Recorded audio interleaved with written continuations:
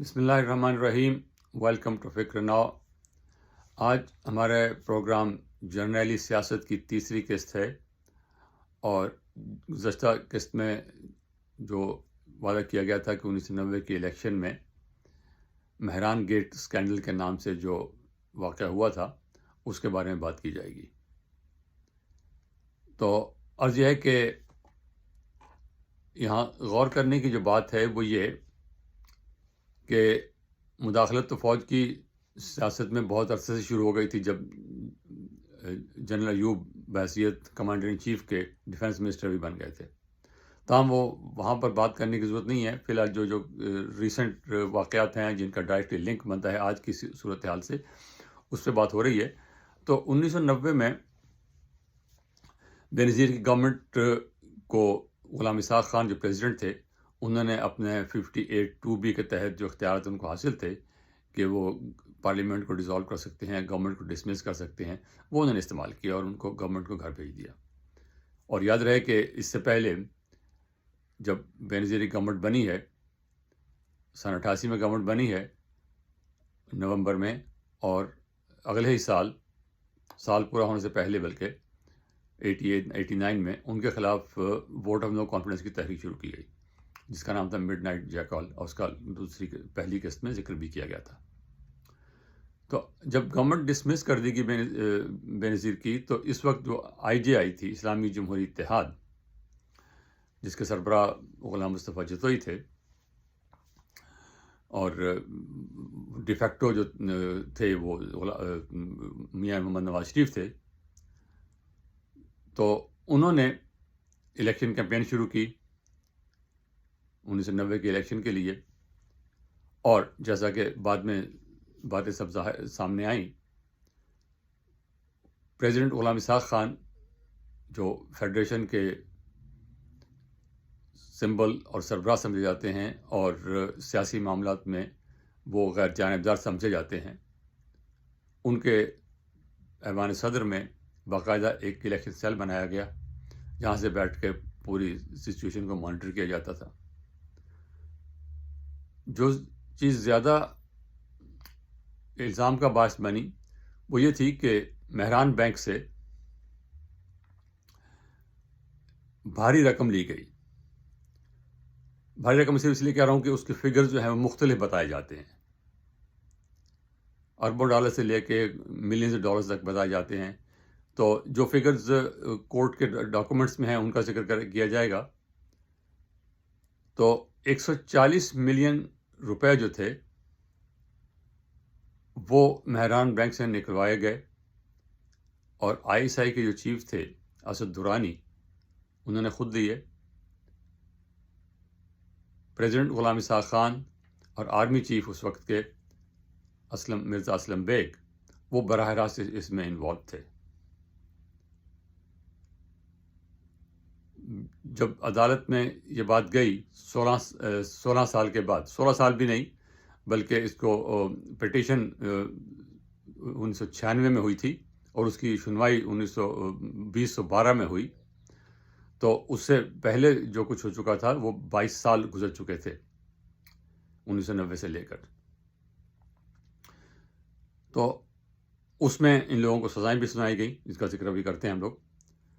تو مہران بینک سے پیسے لیے گئے، اس میں سے 140 ملین روپے جو تھے وہ سیاستدانوں میں بانٹے گئے الیکشن کیمپین کے لیے. براہ راست ISI کے ذریعے سے اور ایوان صدر کے ذریعے سے پیسے لوگوں میں بانٹے گئے تاکہ الیکشن میں ان کی ہیلپ کی جا سکے اور پیپلز پارٹی کو ہرایا جا سکے. اب یہ دیکھیے کہ IJI کی تشکیل تو 1988 میں ہو گئی تھی، لیکن وقت بہت کم تھا کیمپین کے لیے، اور پیپلز پارٹی کا اس وقت زور بھی تھا. بے نظیر ابھی 1986 میں واپس آئی تھیں جلا وطنی سے، تو ان کو ہرانا تھوڑا مشکل تھا اور ان کے پاس ٹائم بھی نہیں تھا، تو اس لیے فیصلہ ہو کر ان کو آنے دیا جائے. لیکن یہ دیکھیے کہ اس وقت جب الیکشن ہوئے ہیں تو ان کی جو مداخلت تھی وہ پیچھے تھی، سامنے نہیں آئی تھی. 1990 کے الیکشن میں بھی جو ان کی مداخلت تھی وہ کھل کر سامنے نہیں آئی تھی. سب کچھ پیچھے تھا، لیکن بعد میں جب یہ بات کھلی 1993 میں جا کے، تب پتہ چلا کہ یہ کیا ہو رہا تھا. تو 140 ملین کی رقم جو تھی وہ تقسیم کی گئی. نصیر اللہ بابر جو انٹیریئر منسٹر تھے بے نظیر کی دوسری گورنمنٹ میں، ان کا بیان پارلیمنٹ میں یہ تھا کہ 140 ملین روپے براہ راست مرزا اسلم بیگ کو دیا گیا اور وہاں سے بھی ڈسٹریبیوٹ ہوئے. لیکن دوسری رپورٹس یہ ہیں کہ یہ ایوان صدر سے ڈسٹریبیوٹ ہوئے. جیسے بھی ڈسٹریبیوٹ ہوئے یہ غلط تھا، غیر قانونی تھا، غیر آئینی تھا. جب الیکشن ہو چکے اور یہ واضح ہو گیا کہ الیکشن میں گڑبڑ ہوئی ہے، تو سلسلہ چلتا رہا. 1990 میں گورنمنٹ بن گئی، میاں نواز شریف پرائم منسٹر بن گئے، اور 1993 میں پھر اسٹیبلشمنٹ جو تھی، اسٹیبلشمنٹ سے مطلب پریزیڈنٹ اور فوج اور ISI اور سول بیوروکریسی اور سارے جو ہیں، یہ پھر اس سے بھی نواز شریف سے تنگ آ گیا، بھائی یہ صحیح کام نہیں کر رہا، ہماری مرضی کے مطابق نہیں چل رہا. تو نواز شریف گورنمنٹ کو بھی ڈسمس کر دیا گیا. جب نواز شریف کی گورنمنٹ اپریل میں ڈسمس کر دی گئی اور پھر سپریم کورٹ اس کو ریسٹور کر دیا، پھر دوبارہ وہ ڈسمس ہو گئی، وہ اس طرف بعد میں جائیں گے. جب گورنمنٹ ڈسمس کر دی گئی اور الیکشن ہو گئے اور نئی گورنمنٹ بے نظیر کی سربراہی میں قائم ہو گئی 1993 میں ہی، تب جا کے یہ باتیں کھلنے لگیں کہ یہ ہوا کیسے تھا.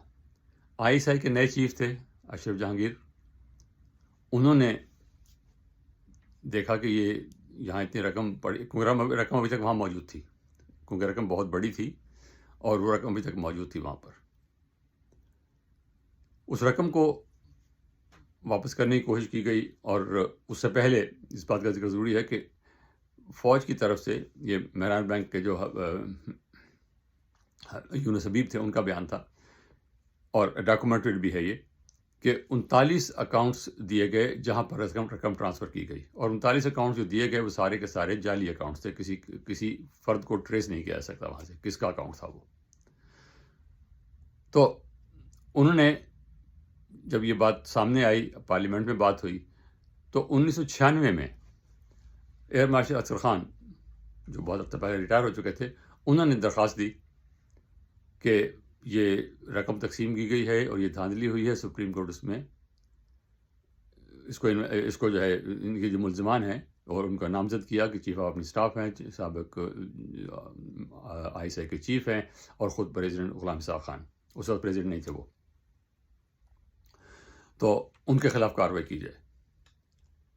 یہ درخواست 1996 میں دی گئی، اور 2012 میں 16 سال کے بعد اس کی سنوائی ہوئی ہے. اور اس وقت غلام اسحاق خان فوت ہو چکے تھے اور باقی دونوں حضرات ریٹائر ہو چکے تھے. اور اسد درانی نے یہ بھی کہا عدالت میں کہ مجھے یاد نہیں ہے، بہت عرصہ گزر گیا ہے مجھے وہ اولڈ ایج کی وجہ سے. اور اسی طرح مہران بینک کے جو پریزیڈنٹ تھے یونس حبیب، وہ بھی عدالت میں پیش ہوئے، ویل چیئر میں بیٹھے، اور انہوں نے بھی یہ کہا کہ مجھے کچھ یاد ہے کچھ نہیں یاد. تو اپنا بیان انہوں نے دے دیا اور یہ کہا کہ مجھے استعمال کیا مرزا اسلم بیگ نے اور پریزیڈنٹ نے، ان دونوں کا نام لیا اس نے. عدالت نے 2012 میں یہ فیصلہ دیا کہ فیڈریشن کے سربراہ صدر غلام اسحاق خان جو اس وقت فوت ہو چکے تھے، وہ فوج کے سربراہ جن کا سیاست سے کوئی تعلق نہیں ہونا چاہیے مرزا اسلم بیگ، ISI کے سربراہ اسد درانی جن کا اگین سیاست سے کوئی تعلق نہیں ہونا چاہیے تھا، ان تینوں نے آئین شکنی کی ہے، اور آئین شکنی کی سزا میکسیمم آئین میں دی گئی ہے. اس کے باوجود ان تینوں کے خلاف کوئی کارروائی نہیں ہوئی، کوئی جیل نہیں گیا، کسی کو آئین شکنی کی آرٹیکل 6 کے تحت جو سزا ہے وہ نہیں دی گئی. یونس حبیب کو جو خود کو کہتا ہے کہ میں وکٹم ہوں ان لوگوں کی سازشوں کا. وکٹم تو نہیں تھا، وہ خود بھی کوئی ایسا کلین کیریکٹر نہیں تھا. تو اس کو سزا ہوئی سپریم کورٹ سے، باقی کسی کو کوئی سزا نہیں ہوئی. تو اب یہ جس بات میں ایمفسائز کرنا چاہتا ہوں یہ کہ 1990 سے اب تک آپ دیکھیے کہ جو ISI اور فوج کا جو ہاتھ ہے الیکشن میں، سیاست میں، وہ کتنا کھل کے سامنے آ چکا ہے. اس پہ آگے پھر اس پہ ہم بات کریں گے. 88 کا الیکشن ہے، اس میں سب کچھ پیچھے بیہائنڈ دا سین ہوا. IGI بنی، حمید گل نے کیا، لیکن کوئی باہر بات نہیں آئی. 1990 میں جو کچھ ہوا اس وقت کوئی بات باہر نہیں آئی. اگر یہ ظاہر نظر آ رہا تھا لوگوں کی ہو رہی کچھ بینظیر کے خلاف کارروائی کی جا رہی ہے، اس کو ہرانے کی کوشش کی جا رہی ہے، لیکن کچھ ایسی کانکریٹ سامنے نہیں آئی تھی. 1993 میں جا کے یہ بات کھلی، اور پھر چلتے چلتے 2012 میں جا کر یہ بات سپریم کورٹ تک جب بات پہنچی، پھر یہ بات ظاہر ہوئی. تو انشاءاللہ اگلی قسط میں پھر اگلا جو ہے پروگرام اس میں بات کریں گے. بہت شکریہ. خدا حافظ. ہمارے چینل کو سبسکرائب کیجیے، اپنا کمنٹس دیجیے. خدا حافظ.